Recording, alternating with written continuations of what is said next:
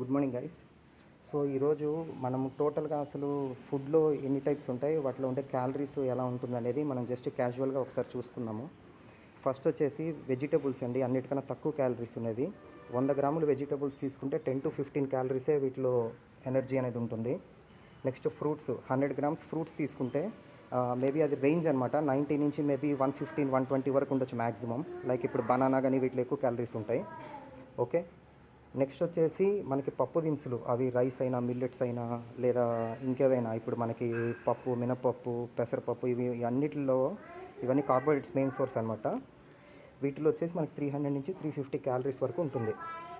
Next నూనె గింజలు, like పల్లీలు, నువ్వులు, కొబ్బరి, ఇవన్నీ ఏవైతే మనకి నూనె తీయడానికి వాడతారో వీటిలో వచ్చి 600 నుంచి 550, 600, 650 ఈ రేంజ్లో క్యాలరీస్ అనేవి ఉంటాయి.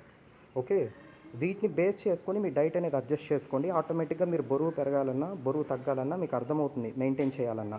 ఇది తెలియకుండా ఇష్టం వచ్చినట్లు తినేసి నాకు బరువు తగ్గాలి బరువు పెరగాలని చెప్పి పెట్టుకుంటే మీ టైం వేస్ట్, దానివల్ల ఎవరికీ ఉపయోగం ఉండదు. ఓకే.